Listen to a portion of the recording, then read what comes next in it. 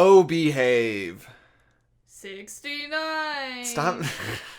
He doesn't say 69. I'm pretty sure. Why is that a cornerstone of your Austin Powers 69. impression? I'm pretty... The movie opens, he takes up and he goes, 69, baby. You're thinking of Bill and Ted's Excellent Adventure, I think. Is that not what we watched? 69, dude. And they say, does that make you horny, baby? And then Austin Powers comes up in the TARDIS and he's like, we've got to go to the future to save your parents.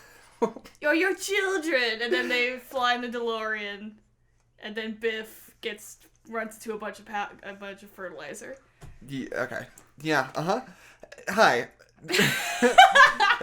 My name is Jackson McMurray. My name is Adeline Danger McMurray. And this is the special 69th episode extravaganza of No Nerds Allowed. And does that make you horny, baby? Oh,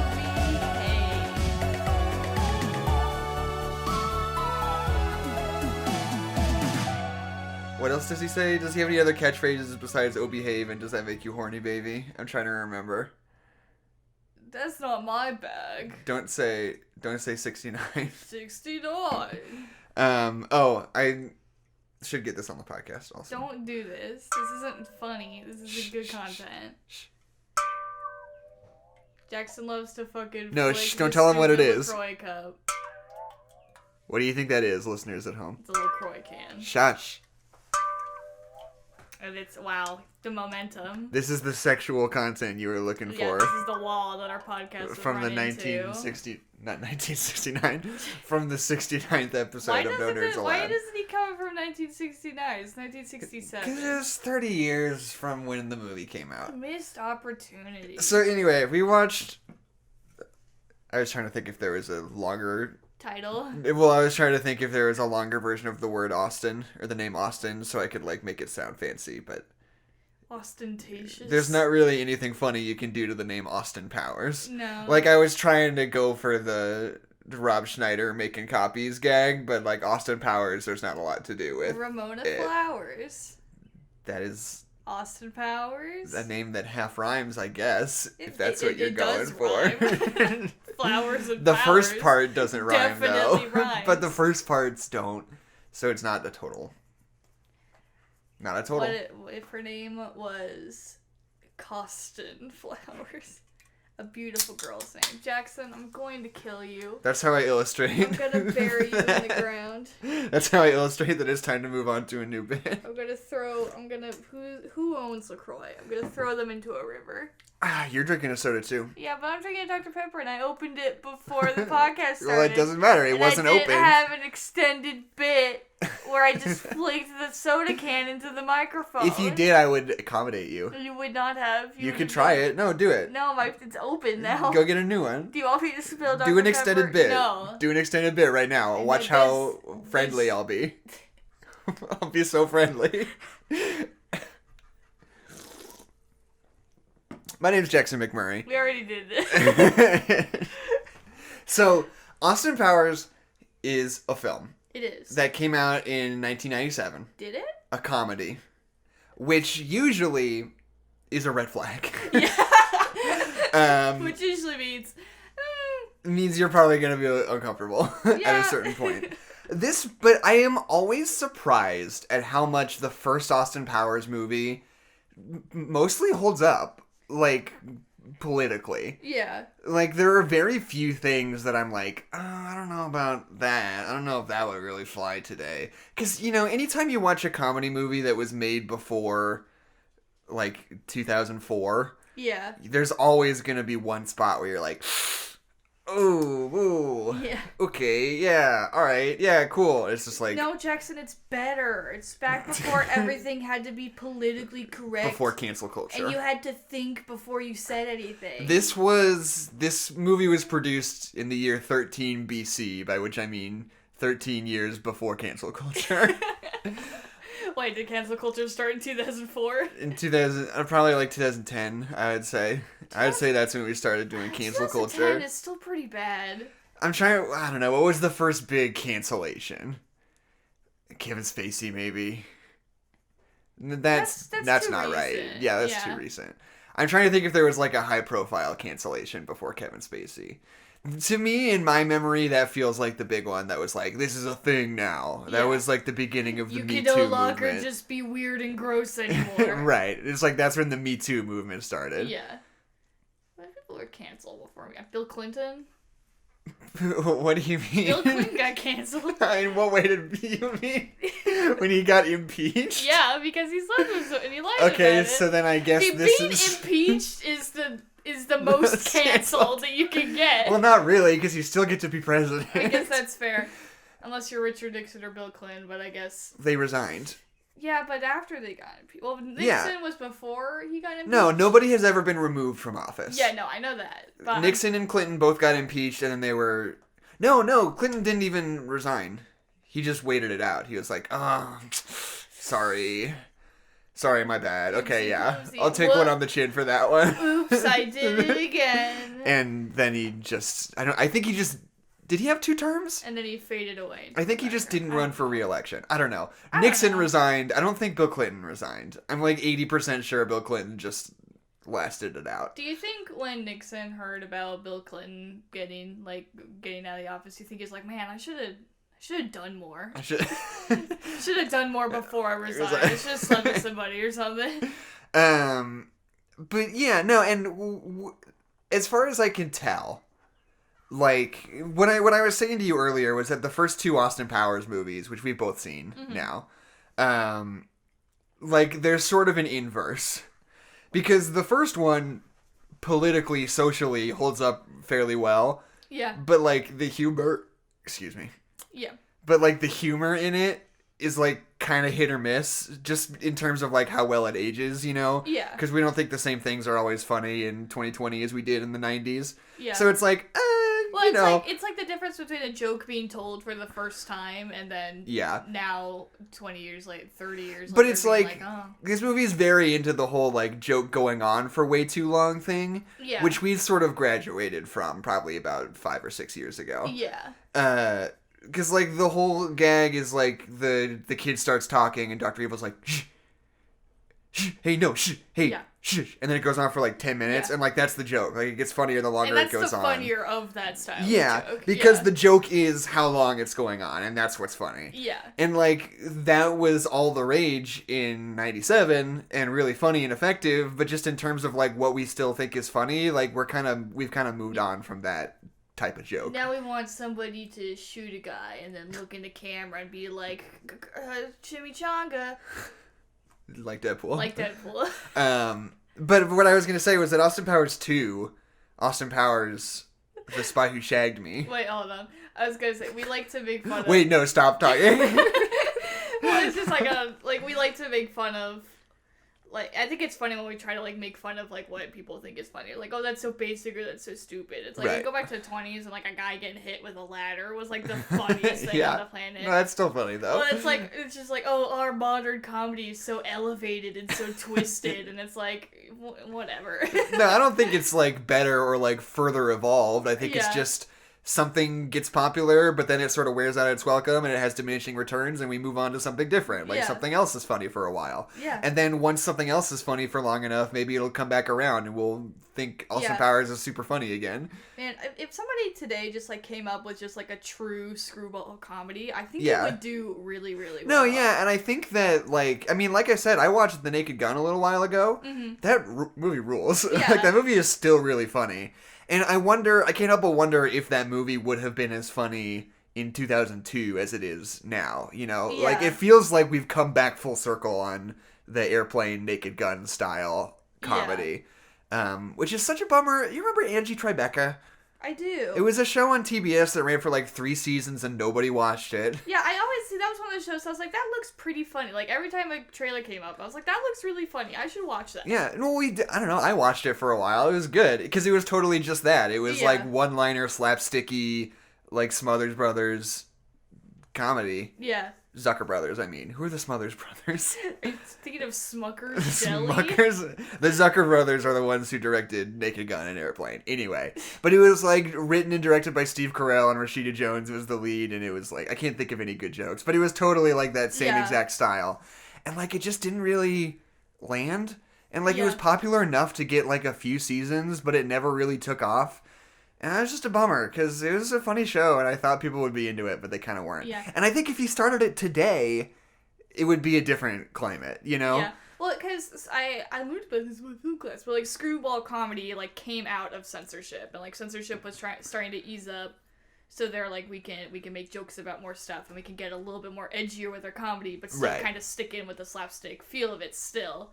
Because a lot of, like, when you, like, Some Like It Hot, like, that's all about, like, gender and, like, men dressing up like women, which was, like, taboo back then. So I think, I don't know, with, like, modern, like, we talk about, like, cancel culture and, like, being politically correct. I don't know. I think screwball comedy does kind of have its place in, like, quote-unquote censorship nowadays, you know?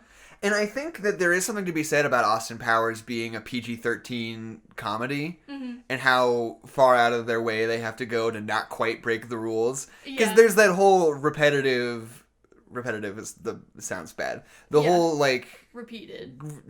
Reoccurring, like, visual bit where people are naked and they're getting up and walking around and people just happen to be covering up their genitals with this, that, or the other, and they do a whole bunch of goofy gags with that. And it's like, that is very much in the same style of, like, brushing up against censorship and, like, how much can you imply while still technically getting away with it, you know?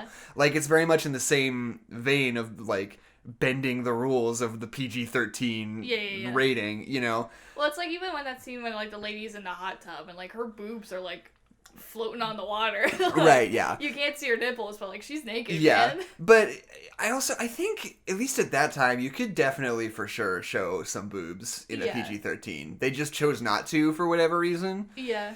I feel like at a certain point, it's like, if you start actually showing nudity, it sort of, like, muddies the waters of, like, is this funny? Or, like, are we just supposed to look at her boobs? Or, like, what's going on? Like, because we're making jokes about sex, but at what point is it just sex? Right. Like, at what point does it start to dilute the comedy elements of it? Yeah. And this movie, as much as I, like, said I don't, like, think it holds up in terms of, like, all the jokes, because, like I said, I think those extra long jokes just end up being kind of exhausting now. Yeah. But still, I think that, like, just this movie, as a movie, feels really good. Oh, yeah. Like, the performances and the production design are fun, and, like, it's just a cool movie to, like, hang out and watch, you know? It still feels good. It still, like, visually holds up, and it's, like, you get what they're going for, and it's, like, really sort of confident, and you're like, no, I'll still go in for this. I mean, I love, like, all the bits in the 60s where they're kind of making fun of the 60s. Of, like, it's like, oh, we're all on drugs, and we're all having sex, ha ha ha. But, like, the 60s, like, look so pretty. Like, the way that, like, the costuming, and it's kind of a joke that everyone's, like, running around, and he's, like, leading a parade. But it's just, it's, like, visually appealing. Yeah. So much so that it, like... It kind of, like, this looks nice. Like, it just gets so ridiculous because it, like, looks nice. And also, Michael Myers is just dancing around in the middle of the street. Like, it works. And that sequence is so great because it's not, like, laugh out loud funny jokes, but it's just, like, Mike Myers being a goofball and making funny faces and everybody around him acting like he's the coolest guy in the world is pretty funny. And he's, like, running, he's, like, leading a marching band. He's, like, pumping his fist up like in the air. Ferris Bueller. Yeah, it's really good. And so, okay. I have some thoughts about sort of the political ideologies of this movie. Yeah. Because it's very interesting to me. Did you think we were going to talk about politics on the Austin Power? I don't necessarily mean... episode? I don't necessarily mean, like, politics, quote unquote. I mean, like, the way it interacts with the real world. Yeah. Because its take seems to be that, like...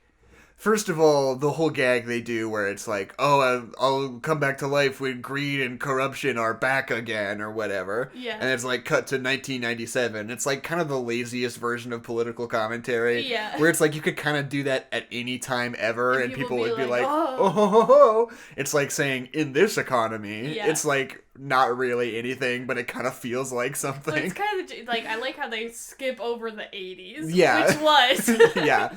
Well, it's like, yeah, and there's a certain thing to be said about, like, the late 90s being sort of a peak of the, like, hedonistic sort of capitalism where it's like But it's not even... No, I mean, like, in the late 90s specifically, like, the state of, like, advertising and, like, That's commercialism, fair. that was kind of... Like, that was sort of the tipping point where we started to be contemptuous of, like, corporations and such. Yeah. You know, I think there's something to be said about that, sort of. Corporations stopped being our friends. Yeah, but... And they started Twitter. But, I think there is something to be said about, like... It's interesting. Basically, what I think is hilarious is that they think of the version of the 60s that Austin Powers is coming from, it being this, like, oh, this place where everybody's so excited about peace and about, like, the, you know, experimenting with drugs and sex and not being into monogamy and wanting to experience the world and rebelling against everything, you know, which was very much a part of a certain sect of people in the 60s, but... The movie seems to postulate that that's what everybody and everything was like in the 60s, which is not, it was a countercultural movement. Yeah, it was which very means there's much like another culture that they are countering. Right, yeah. And it's so funny that it's like, oh, like isn't it so crazy looking at the difference between the 60s and now? Yeah. And it's like, well, okay, it's not really that different because if you look at the countercultural movements of the 90s that you're kind of choosing not to pay attention to in this movie. Yeah, like punk rock and all that stuff. Like that would look a lot more like this movement in the 60s did, but you're choosing to compare the countercultural young people's movement of the 60s to the regular corporate America in the 90s, which is like not, you can't really compare those that way. No.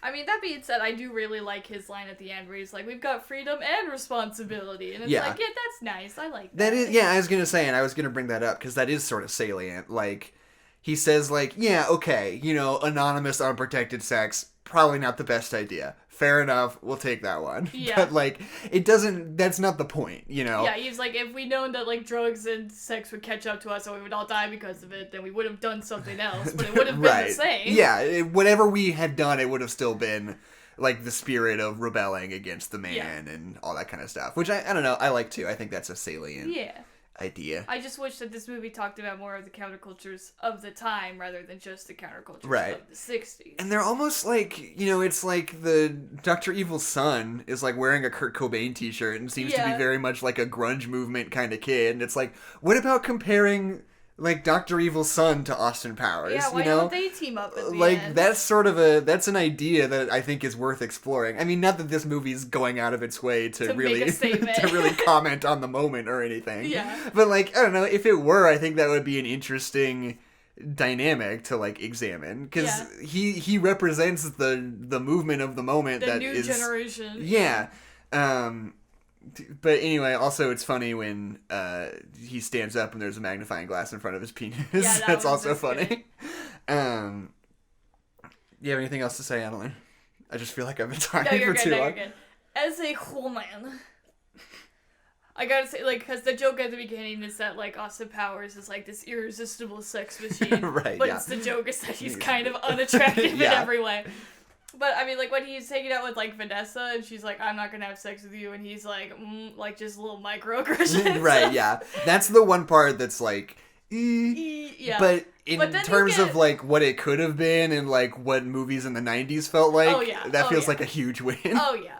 But, like, what I hate about it is that, like, that scene, like, where they're, like, playing Twister and she's just, like, drunk in bed. I hate how genuinely sweet that moment is. Yeah, I know. Like, it's genuinely, like, a really good, like, emotional beat. If he's like, oh, I'm not, like, I'm a sex machine, but it's, like, it's talking about consent. Yeah. But it's, like, I don't want to have sex with you because you're not in your right mind. But also, like, I just, like, I care about you and I think you're cool and I'm gonna go. And it's like, aw, this is sweet. My take on that is that I feel like this was a time when people were first starting to do the thing where they're like, if you think about it, James Bond's kind of messed up. Just a little rapey. But it's like, people are starting to be like, oh yeah, those old, like, Sean Connery James Bonds are pretty bad. Pretty rough. But I feel like, at least to me, that plays more like a joke. Like, isn't it so funny that he doesn't want to rape the lady? You know? That's how it feels to me. Because I also think, in that scene, like, I think a lot about, like, goofy comedies like this. Mm-hmm. And, like, the hot women who are, like, the second lead in them. Mm-hmm. And how they never get to be funny. And how that sounds like the worst role in Hollywood. Yeah. You get to be the attractive woman in a comedy? Like, great. Yeah, that sounds like the worst job ever. And this movie is very much that, because he's got, like, his secret agent, like, partner who... I mean, I feel like that's kind of an occupational hazard, though, because, like, well, they're doing a spy movie, and, like, of course they could have done something more, but, like, it's a comedy, so there has to be an attractive lead, and we're also making fun of James Bond, so there has to be a female attractive lead. And so, yeah, that's true. But it's also, like, I think that the gag of... I think that scene weirdly plays more sincere than it's meant to be, if that makes sense. Because before, the gag is that Austin Powers keeps making all these stupid jokes, and she's just dying laughing at them. Yeah. And, like, the joke is that they're not funny. Like, the one that comes to mind is like, well, that's you in a nutshell, isn't it, Austin? And he's like, no, this is me in a nutshell. How did I get in this nutshell? It's, like, the worst joke ever. Sucks. And then, but, like, the joke is that she just dies laughing at it. She's drunk. Yeah. And, like, I feel like they don't let her actually take that far enough to actually be funny, you know? Yeah. Like, I feel like she doesn't get to actually fully be the comedic heavyweight of that scene like she should be. Yeah. Because they're kind of uncomfortable with letting the woman, like, really be the one who's getting the laughs, you know? Yeah. Do you feel that at all, or am I just... I think yours is an interpretation. I don't think it is the interpretation. Like, I don't know. It felt like... I think you're right that maybe it was supposed to be play more for goofs and it ended up actually seeming... Or maybe it was in 1997, but it's just not in 2020. But, like, just thinking about, like, that scene, it's like, I don't know. I feel like if the interpretation was what you were saying, I feel like she wouldn't be drunk in this scene. But the fact is that she is drunk in the scene. Like, if she's like, oh, she's suddenly just super enamored with him, and she's laughing at all this stupid, shitty things because it's Austin Powers. No, the fact is that she's drunk, and so I think that changes the interpretation of the scene. I had something else to say about 60s James Bond, but now I forgot what it was. Sean Connery. I also, I need to call you out. Okay. Because you didn't really laugh very much at a lot of vagina. Yeah. And that's the best joke in the movie. The, like, other bad guy sexy lady spy's name is a lot of vagina. Yeah. In, like, a direct parody of Pussy Galore from Goldfinger. Yeah. And I think that's it's hysterical. I didn't know Pussy Galore was the name of somebody. And I just think a lot of vagina is so good. That's really good. Now that I did, there was so many Pussy Galore. Yeah. But yeah, and, like... One of the things, like, looking at this movie in 2020, when the state of, like, studio comedies is so dire. Oh, yeah. Like, there's something about the fact that this movie, so many of the jokes in it are, like, really baked into it, you know? Mm-hmm. Like, it's something that you had to plan for and build props for and storyboard to, like, execute this joke fully.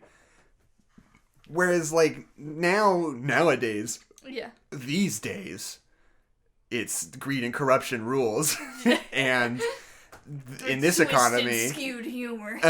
But like everything, whenever you get like a big like mainstream comedy, it's always like all the jokes are just like the actors like kind of riffing on the day, and it's like, and it's not that it's lazy or anything. It's clearly like what they're trying to do. Yeah, and it is a style. It's a style that Adam McKay like sort of pioneered, and he was so good at it, and those movies all rule so much that like people wanted to emulate it. But now that's like the only kind of comedy you can get made, because it's like all dialogue based. By definition, those movies are really cheap to make just because of what they are. So that's the only thing that people want to do. And so now like every studio comedy seems to be like Baywatch, where it's just like, what if we got like Jonah Hill and Zac Efron and Dwayne The Rock Johnson, and they can, you know, just show up and kind of do some bits on the day and just be funny. We'll call it there. And like we'll have some story that's like kind of humorous. We'll like get some hijink. Yeah. But like at the end of the day, the gags aren't like produced, you know? Yeah, no, it's all dialogue based. Yeah. And that's what I love so much about Game Night. You still haven't seen Game Night? I still haven't seen I'm gonna kill you. I know it's like your favorite. I've watched it with Mom and Dad like 3 times. How have you not been there all 3 of those times? Wait, when? All the time. I don't know. We watch Game Night pretty frequently because it's the best movie ever, and it's really good. I've never been in the house when you've watched Game Night. When did you watch it with Mom and Dad? I don't remember. Over the last 3 years, we've put it in and watched it like 3 times. But, like, that is a movie that feels like a fully produced movie that exists on its own outside of the fact that it's a studio comedy, you know? It, like, has a visual language and an aesthetic to it, and, like, isn't just Judd Apatow setting up a camera and being like, and go. Yeah. And funny. Do it. There's a weird thing with modern comedies that it's like, it has to be a quote-unquote modern comedy. Like, it has to be, like, people in 2019 or whatever sitting down and having a conversation. Like, It just has to be all dialogue-based. Like, and I think just, like, with the movies that we've watched recently, like, Austin Powers is, like, we're gonna do aesthetic things. And we're gonna do, like, film choreography. And we're gonna, like, play around with stuff and, like, have a conversation about the 60s while also making a lot of penis jokes. It's like, that's great. Let's do that. Instead, now it's just like, oh, Twitter on Facebook, Martha said that. We're a Sunday brunch. When will I find a man? Like, you know, like it's Bad Mom's Christmas. Yeah, exactly. Like, it's all very, not to say that dialogue-based humor isn't funny anymore, because it is funny. Like, and that's the thing, is that, like, some people do it really well. Yeah. Like, I don't know, we're all talking about Eurovision right now. That's exactly what that's like. Yeah. I mean, it's pretty good, pretty funny. Like, it works, and I like it. I mean, like, all of those, like Best in Show is that, too, where it's, like, it's all pretty much dialogue. Right. Yeah, I mean, that's sort of a different animal, though. Yeah, that's because not only was that in, like, 1998, but also it's, like, a mockumentary. That's fair.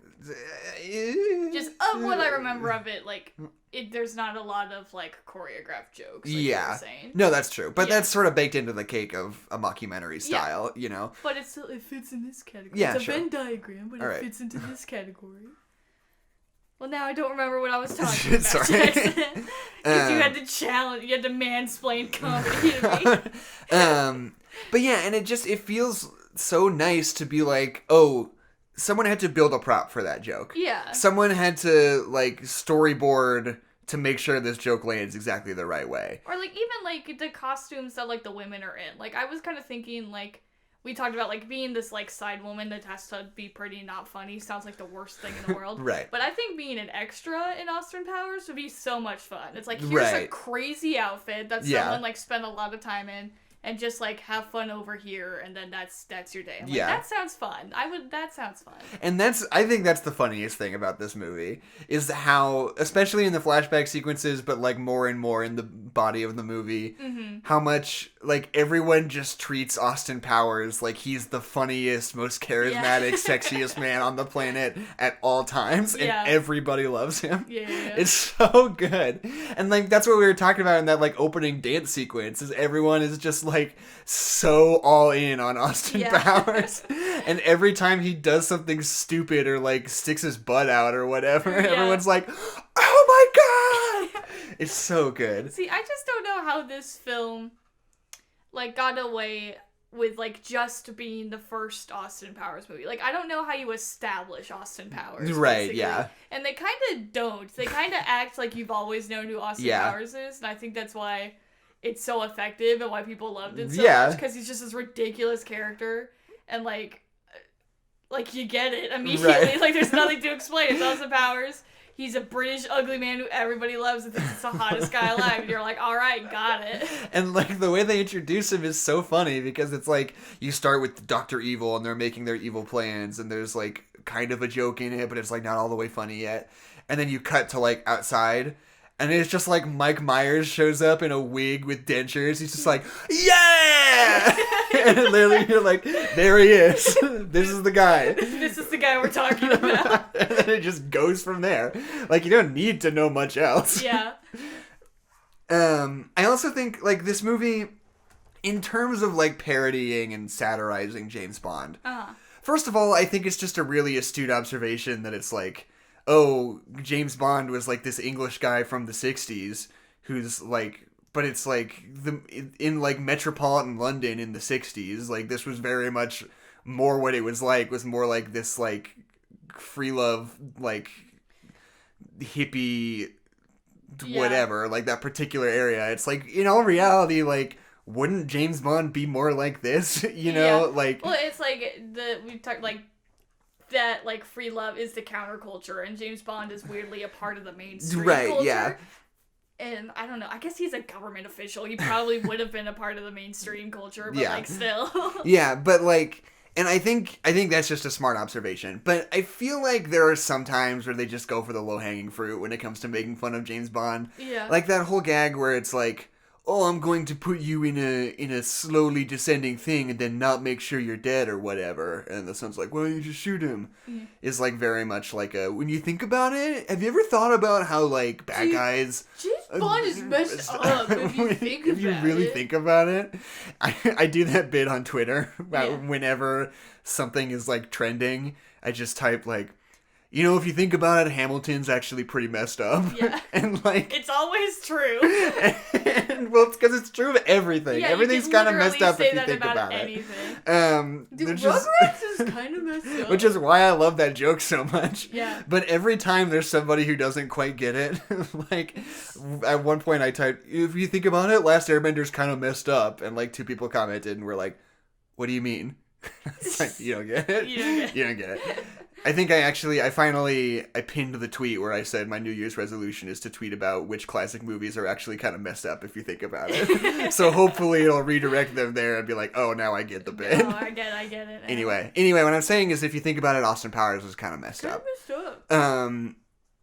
But the thing I love that they do in this is how, like, perfectly they satirize how, like, everybody in a James Bond movie is always an outrageous racial stereotype. Oh, yeah. It's so funny. That scene in the UN where there's all the people, and just every country, like, has 2 men in a suit, and then behind the 2 men in a suit is people in just, like, the most stereotypical clothing possible. Like an Italian guy who looks like a gondolier, and, like, a Scottish guy in a kilt. And there's, like, a cowboy. It's like a guy in a turban with robes. There's, like... They have, like, a salsa dancer, like, behind the Spanish people. It's like, what? Yeah, that is what it's like. It's like, it's a small world. I mean, even Will Ferrell in the Fez is really good. Will Ferrell as, like, a Middle Eastern guy in a Fez is, like, such a perfect little, like... Right? It's, like, in every old movie that's, like, not quite, like...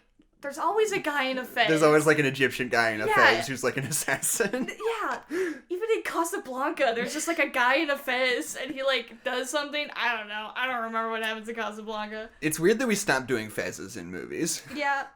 Doctor Who. That's right, yeah. He wears a Fez. Fezes are cool. Fezes are... Where are we at? Okay, so we're, like, 35 minutes into this episode. Yeah. Running out of things to say about Austin Powers. I had a thought about something completely unrelated that I can say if you want me to. I guess. Well, because we were talking about the evolution of movies, like thinking of like comedy from like versus the past versus now. And I mean, I always think about that with like in terms of horror, and I think we've had this conversation on the podcast before. Like how what was scary in like the 20s is just like not scary at all nowadays. Right. And I think that's so weird. But like I don't know. Like, what would the reaction be to, like, the opposite? Like, if you just, like, took a horror movie from today and just, like, showed it to people from the 20s. Right. Would they actually think it was scary? Yeah, would they think it was scary? Or would they just, like, not understand it? Or would it be, like, oh, horrifying? Like, I just don't know what the reaction would be. We talked about... This is going to go up before our Prestige episode. We're trying to, like, bank up some episodes. Which we weirdly made an Austin Powers joke in. Yeah. But in the Prestige, there's that bit where it's, like... Christian Bale comes up with the most insane, most brilliant magic trick anybody's ever come up with, and nobody knows how he does it. It's by all means supposed to be, like, this insane, like, feat of sleight of hand or whatever. It's, like, incredible. Mm-hmm. But it's the transported man. He, like, goes in one door and comes out the other door, and nobody in the world knows how he does it. But he talks about how it's, like, he's not presenting it right. Like, people don't get it. Yeah. Like, they don't understand why it's so cool, you know? He just, like, does it, and they're like, oh, he did it. Right. And there's something, I've been watching Silicon Valley, also. I've been getting the most out of our HBO subscription. Yeah. But there's a whole bit in Silicon Valley, too, where they're like, I created this program. It's this, like, compression algorithm, and it's this whole thing where it's, like, you can basically use your phone as a storage space to be a part of, like, an entire network of smartphones. So that when you upload a picture, it breaks it up into 1,000 tiny pieces, and stores it on different people's phones all over the world, and you can access it at any time, so you basically have infinite storage space, is like the idea of it. But when they roll it out, they're like, here's this thing, you never have to worry about anything ever again. Like, people just don't, like, get it. Like, they don't understand it. Like, it's the coolest, most revolutionary thing in the world, in, like, the tech world, for, like, people who know what it is and know how to use it and understand it. But when you just, like, try to give it out to people, nobody really wants it because they don't, like, understand why it's cool yet, well, you like, know? I'm thinking, like, Mike Myers and, like... I'm thinking like Mike Myers and like Jason from like Friday. You always say the opposite. You call Mike Myers Michael Myers, and you call Michael Myers Mike Myers. Because no one's really told me which is which because Shrek they both existed after I was an adult. No one has ever referred to Shrek as anything other than Mike Myers. Okay, Michael Myers is the guy with the mask. Michael Myers has the William Shatner mask. Anyway, I'm thinking of like Michael Myers and like Friday the 13th. Like, those kind of stories where it's, like, a man who's just, like, he's, like, there's two elements of both those stories where it's, like, it's a man who's basically stalking you, and that's horrifying for the modern woman, and then there's, like, the murdering you, like, when you're, like, most defenseless, and that's, like, those are, like, the two, like, big themes of both of those movies. Right. It's, like, would those two concepts be scary to somebody in the 20s? Like, is that just, like, a universal... thing, or would they be like, it's just a guy who comes and kills you? Why is that scary? That big ape is scary because like that doesn't make any. What is that? Speaks to my societal anxieties. Yeah, exactly. But then you show us like the big monkey, and we're like, oh, it's a big monkey. It sure is a big monkey. That sure is a big monkey, and they're like scared, and I'm like, that's just a monkey. They were scared of the regular monkeys. Like they were like gorillas were like unstoppable murder machines. And now we're like, look at the gorilla. Look at him. You want to know what movie rips, actually? What? Is King Kong. The original? The original King Kong. Did you watch it that one time? Yes, I did watch it. It rules. Yeah. Like with all the stop motion dinosaurs and shit. Yeah. And the score is super cool. My favorite part of the movie, besides all the racist bullshit, is the part where... That's my favorite part of it. Go on. Racist bullshit? Yes. No, it's where they're like on... It's like the adventurers, like they find King Kong and they're like running away from him. And they all get on the log, and then, like, King Kong, like, to get over, like, a chasm, and then King Kong, like, shakes the log. And it's, like, this really cool, like, live action, like, on top of, like, the stop motion. Right. Like, the way they layer the film is really cool. But he shakes the log, and then all the guys, like, fall into the chasm. But what they do is they just take this shot of a canyon, and they just, like, drop dummies from the top of the hole. But so these dummies just fall and just, like, land in these, like, terrible positions. And, like, you know it's a dummy, but still when that dummy's head hits a rock, you're still like, ooh. King Kong was the Mission Impossible fallout of its day. It was. It really was. So Austin Powers. Yeah. Let's just name some bits that are funny. Hold on, real quick. I'm going to talk about King Kong one more time. My favorite thing about King Kong is when he's on top of the big building. You know the one. The big building. Mm-hmm. And he gets shot. And then he falls off of the building. And then they, like, deal with it after that. Right. But what would they do if he didn't fall off the building? If he just stayed up there? If he just stayed up there. He just slumped over against the Empire State Building? Yeah. I feel like he would fall. I don't know. Like, he would just... There he is forever. There's the big monkey skeleton. They'd probably get a crane and get him down. No, it's the tallest building ever, Jackson. How are they going to get him down? Then how'd they build it, Adeline? Aliens. We don't have tools to make things that high. Aliens had to do it, Jackson. In Austin Powers. Yes. I like it when he goes into the like MI6 headquarters and they're like, we'd like to show you something, Austin. And it should go, like, it pans over and there's like a toothbrush and toothpaste and floss. And he's like, oh, I see. The toothpaste is actually an explosive device. And they're like, no, you need to brush your teeth. That's very funny to me. That's very good. And then the next shot that he's in, he's like smiling, but like with his mouth closed. It's very good. He's like trying to hide his teeth. And he like slowly starts to get more self-conscious about his teeth. Yeah. Like, well, it's kind of funny is that when he does get to the 90s and they're like in Las Vegas at the casino, and he's just like talking to people the way that Austin Powers does. He's like, hey, there you are. And he's like, do I know you? And he's like, no, but there you are. And he like walks away. He's Austin Powers. And still, nobody's calling him out on it yet. Everyone's still pretty much on board. But then that scene where he's sad because Vanessa's like, you slept with another woman and I don't like that. And he's like, what? And he, like, gets, like, caught up on, like, what happened over the past decade. Kind of like Captain America does. Right. But, and then he, like, goes to the bar, and there's, like, the two, like, young men and hot women, and he, like, gives them the peace sign, and they're like, the peace sign? And he, like, looks all offended. And they high-five each other, like, got him! It's really good. And the girls are like, you're so funny! Oh, you want to know what I actually kind of like? I mean, I feel like this is almost in the same vein as that, like, weird consent scene. Yeah. Where, Austin Powers does the striptease and is so hot that he explodes all those femme robots' brains. Yeah. Which is great. But, like, right afterwards, there's, like, all these scantily clad women, like, lying on the ground, and then Vanessa comes in and is like, oh, like, did you fuck these women to death, I guess? Again? And he's like, no, it's not what it seems like. You have to understand, here's what happened. And then she's just like, I believe you. And they, like, go on. It's, like, weirdly kind of sweet, and you're like, oh, nice. They, like, have a relationship with each other, and they trust each other. Oh, and nice. It feels like the same thing. It feels like they're just, like, going out of their way to, like, comedically subvert, like, what you think it's going to be, and it's, like, the joke is that it's kind of like a real person would act. It's not James Bond and pussy galore. It's actually a real human interaction. But, like, it weirdly, in a time when those aren't the conversations we're having, and in a time when those aren't the particular things we're, like, trying as a society to, like, subvert, you know?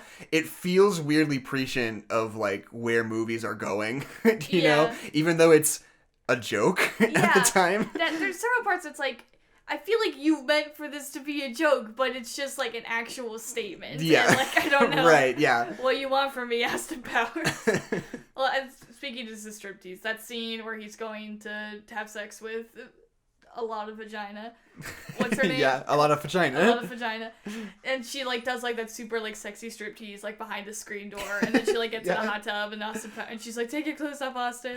And he's, like, struggling, like, with his tie. And he's, like, pulling his shirt, like, over his head. It's really like, funny. Taking a dress shirt off, like, without unbuttoning it in, like, the least sexy way possible. He's, like, got it, like, stuck over his head with, like, his back to her. And I love the moment where he's, like, watching a lot of vagina get undressed. Yeah. And he, like, sees the silhouette, and they're, like, taking her bra off and whatever, and he's like, oh, God, like, sweating and, like, fidgeting around, like, oh, he's so aroused. And then she, like, opens the door in the robe, and she's just like, come in. And he's like, oh, who, me? Yeah. I think that's really funny, too. I also love it when she, like, does that sexy silhouette thing, and then she opens the door, and she looks nothing like the silhouette that we just saw. It's like, well... It's pretty good. How did you get into a robe and change your hair in the 0.5 seconds since you opened the door? It's pretty... You know what? Good movie. Austin Powers. A lot of thought went into design. But yeah, and I don't think we're gonna ever do any of the other ones. Yeah, so I just know that the second one is funnier. Yeah, the second one I think is funnier, even though there's a lot of stuff that doesn't hold up, like, socially as well. The second one is, like, so much goofier and so much weirdly character-based. Yeah, no, I think they just Mike got Myers, more comfortable. Yeah, Mike Myers plays, like, 4 characters instead of 2. But, like, in the second one, like, the whole bit with Mini-Me always makes me feel weird. Yeah. Because there's nothing, like, explicitly... bad. Gross about it, but it's just like... It's just kind of exploiting a little person. Yeah, it's just kind of it's just relying on the fact that he is a little person to be funny, and you're like, I guess. But like, there's he also... got paid, I guess. Yeah. So yeah, it's like... but then at the same time, there's that bit where he gets in a fight with Mini-Me in the space station, and then at a certain point, they cut to another shot, and it's just a dummy that's like 1.5 feet tall, and he starts like swinging it around and like smacking it against stuff, which is pretty funny. Yeah. It gets me. But yeah, and there's like, I'm trying to remember like what else. I don't remember who said this, or if it's just a thing that people say. It's like, if you're gonna be offensive, at least be funny. And I feel like sometimes that's a terrible thing to say and I hate it, but then other times I'm like, yeah, I get it. Like, I'm kind of uncomfortable with the whole setup of that joke, but like when it pays off and it's actually funny, I'm like, okay. Well, that's the thing, is like, the joke can't just be that it's offensive. Yeah. Sometimes there are times when it's like something offensive leads into a joke. Like a real joke that is funny for a reason besides... Wouldn't it be so funny if we said something racist? You know? And, like, that's kind of how it's kind of how I feel about the gag in My Spy that we talked about last week. Oh, yeah. Where the guy is like, oh, ha, I'm so gay. And it's like, and that's my husband. He's a therapist. And he's like, hey. Yeah. Like, that's really funny. Yeah, like, it's a good. weird setup I'm not totally comfortable with, but it's a good bit. I gotta give it to him. Good bit. But yeah, the second one is also the one that introduces Fat Bastard. Yeah, which is like so weird. I don't get that character at all. Because you're like, oh, well, or it's like, okay, so it's still, when did that movie come out? Is it late 90s? It was like 99, I think. Yeah, so it's like, okay, so it's 90s, so we're very, very fat phobic still. So it's like, is that the joke? Is the joke that he's just fat and he's gross? No, that's not the joke. Yeah. The joke is that he's fat and gross. And also, he's Scottish. Yes, just for no particular reason. He's Scottish. And then number 3, he's like an inhuman monster that eats babies. It's another level. So you're like, okay. If you're not familiar with it, if you've ever heard somebody say, get in my belly, he says that like 40 times over the course of the movie. He's just this big, horrifying fat man who stomps around and is always looking for babies to eat. Yeah. And you're like, I don't know, this isn't like based on an observation of a kind of person. It's not like satirizing anything in particular. No. It's just like, at least I hope not. Yeah, it's just like, what is this? Like, it's really funny most of the time. Because it's like, it's not fat phobia because there's so many different layers going on. Because the joke isn't really about the fatness. The joke is the more fact that about, he's just like a monster. Yeah, it's so weird. I'm trying to remember what else. That's the one, I think it just takes place in the 60s, doesn't it? Yeah, because they go back in time, because don't ask questions. Oh, that's right, yeah. And they have a totally different kid play his son in that movie. Right, he's got like black hair or whatever. I was going to say, because then in the third one, isn't it the kid from Princess Bride? Buttercup. Something Savage. Fred Savage, yeah. Because I think Fred Savage is Scott Evil in the third one. I think there's a different person. Or maybe Fred Savage is somebody else. I haven't seen the third one. I haven't seen the third Everybody one. says it's not funny. Yeah. But it has Beyonce in it, so you have to stan a woke queen. I remember seeing... Oh, I can't even remember. What's the one where it's the model and it's the face? Which one is that one? The comedy movie. Ben Stiller. Oh, Zoolander. I remember seeing Zoolander 2... in theaters, because I feel like Zoolander is very much like Austin Powers. It's the same kind of like choreographed comedy. Yeah. And like Zoolander's hilarious. Zoolander's so funny when they're all with the gasoline in the cars. It's so fucking funny. I remember we saw Zoolander 2 opening day in theaters, which was the same day that Deadpool came out. we made our choices. And we very much bet on the wrong horse. Yeah. And it's like, I remember watching that in theaters. I can't tell you a joke from that movie, except there's a part where he's like on a roof and he's like, what am I gonna do with my life? And then like Neil deGrasse Tyson is just like on another roof and he's like, space. And Zoolander's like, I'm dealing with my emotions, Neil deGrasse Tyson. And like, that was pretty funny. Yeah, I think he says, I'm Neil deGrasse Tyson, bitch. Yeah. And you're like, that was not really a joke as much as it is like, you know that guy from the internet. Yeah. But like, still it kind of works. Neil deGrasse Tyson, he does science and he's kind of an asshole, but we all think he's really funny for some reason. Yeah. Well, that was before we thought he was an asshole. That's fair. That was in the honeymoon phase with Neil deGrasse Tyson. Where he was still just funny science man. Yeah. I remember it was either Thomas Middleditch or Kyle Mooney plays like this young millennial fashion designer in it at one point. Yeah. Who's just constantly like, oh no, oh that sucks, it's the worst, I love it, it's so good, I hate it. And everyone's like, so you don't? It's like, no, it sucks, no, it's horrible, that's why it's so great, I love it. Yeah. And everyone's like, I don't get it. And you do know they're calling you out. Well, yeah, exactly. No, yeah, that's why it's so funny, because it's true. Like, it's me. That was like the one bit I remember being like, that's like a really funny observation. Yeah, that's like a funny, yeah. But yeah, no, still though, not a great movie overall. Yeah. That movie functions basically entirely on the backs of celebrity cameos. Oh yeah. Dude, I think, who's the fashion designer or the makeup artist with the long hair that we're all canceling right now? What's his name? I don't know. I think he's in that movie. Oh wait, do you mean Jeffree Star? Yeah. Are you thinking of the androgynous character that Benedict Cumberbatch plays in that movie? Probably. It looks like two Jeffree pictures Star. of them together. I swan to John. I thought that was Jeffree Star. Hold on. Zoolander to Benedict Cumberbatch. Yeah, you put the white hair on that. That's Jeffree Star. And that's a joke that doesn't really hold up either. No. He's just like, oh, I'm Benedict Cumberbatch. I don't remember what his name is, but he's just like, I'm neither male nor female. And they're like, that sounds stupid. Like, that's the joke. Yeah. It's like, oh, wow, cool. Yeah. Sorry, anyone who's non-binary. Yeah. So anyway, good movie. Zoolander 2, go see it with your friends in theaters now. Go see Zoolander. Zoolander's so good. Zoolander's great. It's the Austin Powers of our generation. Yeah, kind of. Well, kind of the last generation. Yeah, that's fair. The last generation. Yeah. But yeah, no, I think it's just when we're talking about, like, modern comedies, like, the things that, like, really made them what they are now are, like, Talladega Nights and Step Brothers and Anchorman. Yeah. Like, those are all movies that star Will Ferrell. Well, yeah, but they're the, like, Adam McKay, Will Ferrell movies where it's just, like, you know, we've got, like, a story and it kind of, like, works in its own kind of way.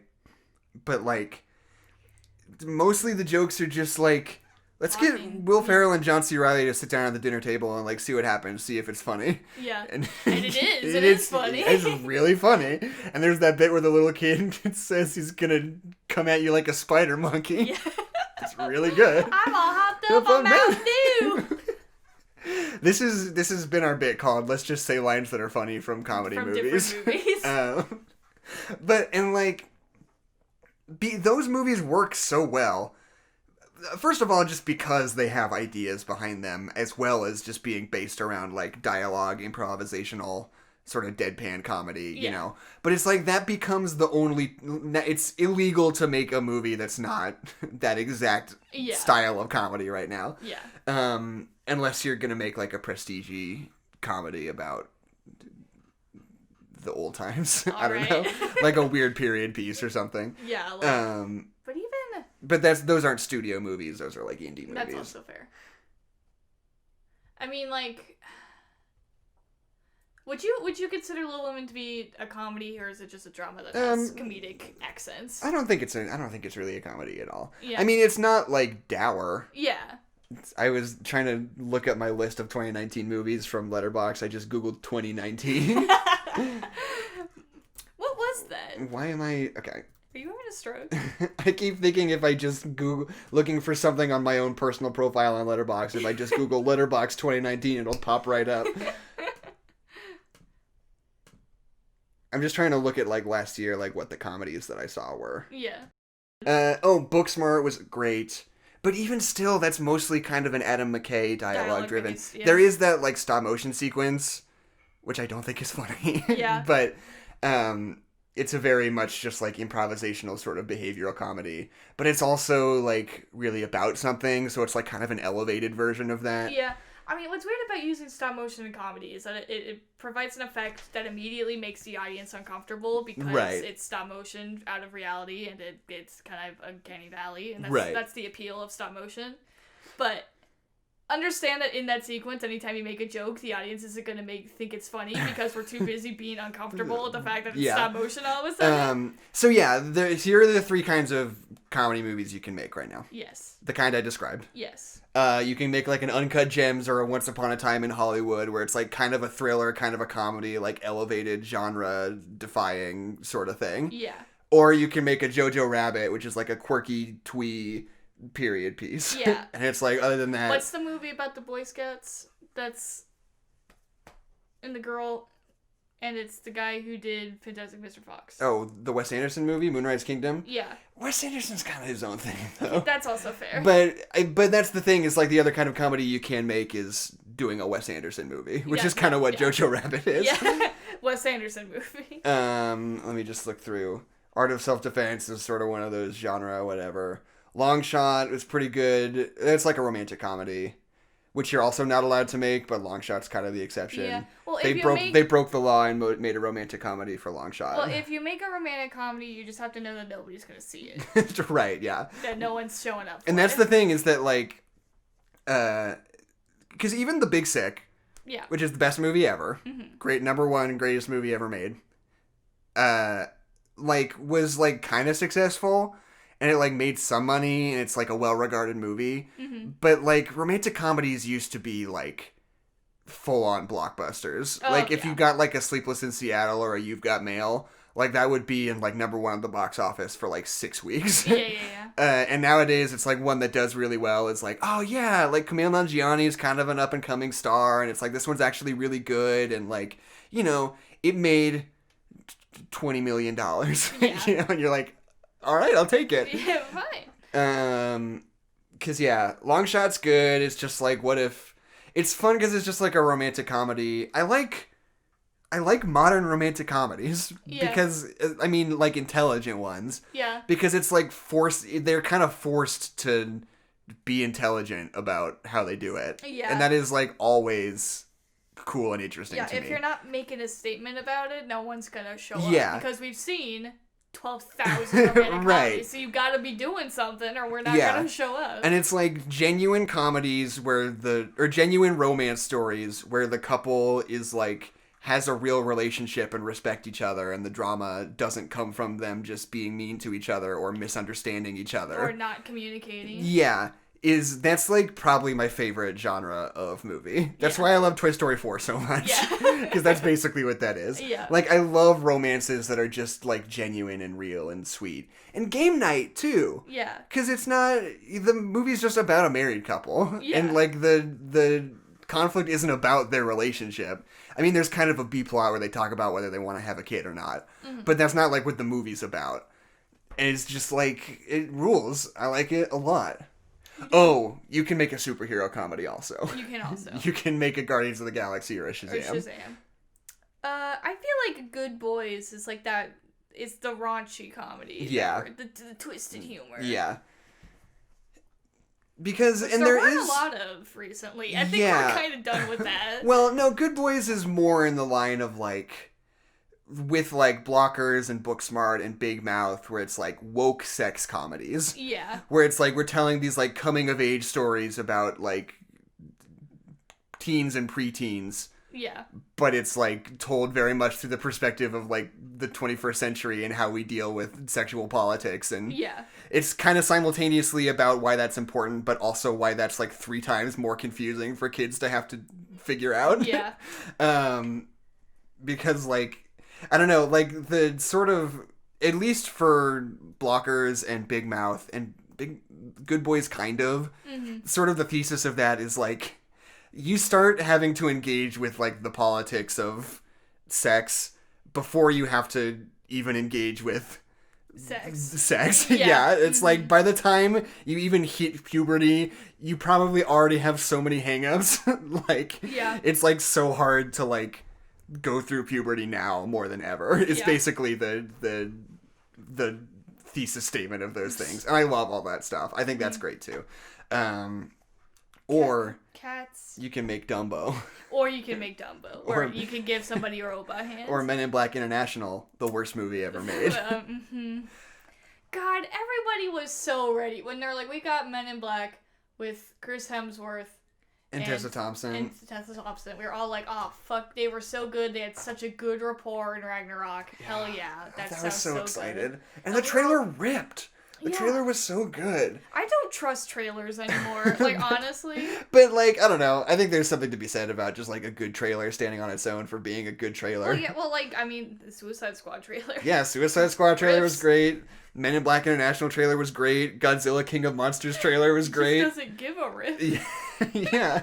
Like, those trailers ruled. Like, all the hell, I'll sit down and watch those trailers, no problem. But you couldn't pay me. I didn't even finish Men in Black International. Or Captain Marvel, not Mrs. Marvel. Which Marvel? Captain Marvel, Captain Marvel. I get, that's not my fault. Okay. They set up that tiger trap. Anyway, the Captain Marvel trailer fucking ripped. It was pretty good. I would like. I didn't think that was as good as the other ones I named, but well, because I just like that movie. Like when I like heard about like what the movie was like actually about after seeing that trailer, I was like, oh, I wanted it to be more like the trailer where we're doing a whole bunch of like cool time stuff. I wanted that to be it. It's just like, oh, she just doesn't have a memory. I was like, oh. This is my bottom of the list. Did you really not like Annabelle that much?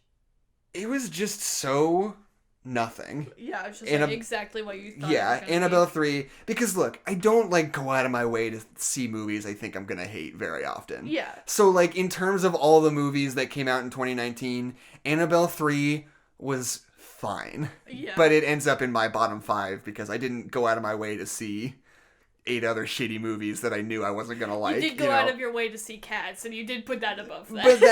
But that's different that is though, different. because I thought I would enjoy that. Yeah. Cause yeah, like I could probably put Annabelle above Lion King, but like both of those movies are just like, yeah, sure, like fine, whatever. Yeah. Like that was, you did it. I'm not angry about it, I guess. And then like the only things I had below Annabelle were Hellboy, Velvet Buzzsaw, and Men in Black International. Velvet Buzzsaw just made me mad because there was absolutely nothing interesting about it. What was... I haven't even heard of that. It was that Netflix movie where it was this weird sort of horror movie set in like the prestige art world in Los Angeles. Yeah. Where people are in like all these big horror set pieces are like built around like sculptures in modern art museums and stuff. That's dope. And I was like, and it had Jake Gyllenhaal in it and John Malkovich and Billy Magnussen. And it was just the most boring movie I've ever seen. Come on. Like, the only thing that was cool about it is that when they were in the galleries, there was some cool art around. Yeah. And I was like, that's some cool art. But then, like, every other part of the movie was boring. I'm always so upset when people don't go apeshit when I want them to go apeshit. Like, they're like, oh, right. It's like, oh, we have this really cool idea. It's like, oh, we'll just send them talking and then we'll finish. Yeah. It's like, no, just go fucking apeshit. I don't care yeah. if you lose some people because you're going apeshit. Just yeah. go ape in your mouth. The trailer for that movie was like, it's a horror movie, it's about modern art sculptures killing people, and Jake Gyllenhaal plays a bisexual art critic. I was like fuck yes. That sounds like the best movie ever. Please go apeshit, yeah. Please. And then it was boring and bad and not good. Anyway, we've hit our quota. Yeah. Depending on how much I actually cut out. I always say, like, I love when movies, like, make choices. When they make, like, aesthetic or visual or, like, story, like, choices. Like, they, like, put their foot in and say, like, we're gonna commit to going all the way on this idea. Right. I love that so much in an era of, like, production meddling and all that stuff. I love it, like, when we're gonna, like, we don't care if we're alienating a part of our audience. Like, we have a vision and we're gonna commit to it and we're gonna do it. I'm like, fuck yes. Right. So when there's, like, evidence of, like, obviously somebody didn't do that, I'm just like, fuck you. Right, you could have gone apeshit and you didn't. You didn't go apeshit. Yeah. So, Adeline. Yes. Final thoughts on Austin Powers. It holds up. It's pretty funny. It's pretty good. I never, like, laughed out loud, but, like, I was entertained the whole time. Yeah. I got a few, like, chortles. Yeah. I'm trying to think of what I think the funniest part is. Well, the funniest part's when he's doing the K-turn in the hallway with the go-kart. Yeah, that's really funny. It's so good. Where he goes to turn around, he bumps into the wall, and he backs up and bumps into the wall. And it's like, it's so funny that it's not, like, repetitive. Like, he starts doing it, but he just, like, he really feels like Mike Myers in real life trying to pull this off. Yeah. And there's a certain point where he, like, goes too fast and, like, hits the wall, and he's like, oh, whoops. And then he, like, starts going again. And there's a certain point where he forgets to put it in reverse and just lurches forward again and hits the wall. It's so funny. And then they come back to that scene later, and the car's just, like, still stuck in the hallway. Like, sideways, horizontal in the hallway. It's really funny. That's the best part of Austin Powers. Okay, Adeline, do you want to hear a 1-star review of Austin Powers? I do. Okay. So this person on Letterboxd gave Austin Powers 1 star. Yes. And they said, forgot I watched this. So bad. It makes my fingernails hurt thinking about how this became such a cult classic. It's just so painfully unfunny. Please, for the love of Judas, just watch The Naked Gun or something. Keep yourself regular. Oh, I hate this person. I can't figure out it makes my fingernails hurt. I don't know what that's about. Do you have an iron deficiency? Anyway, okay, my name is Jackson McMurray. My name is Adeline McMurray. And this has been No Nerds Allowed's 69th episode extravaganza. 69. This only happens once every 100 years. You guys better appreciate it. 69. God, fuck it. For the love of Judas. Wow. person who draws the upside down crosses on their notebook. Yeah. It's like, oh, I can't believe you saw that. I didn't mean for you to see that. It doesn't matter which gender this person is. There's a lot of Highlander. Yeah, no, for sure. Yeah. This is a pretty androgynous stereotype. Yeah, no.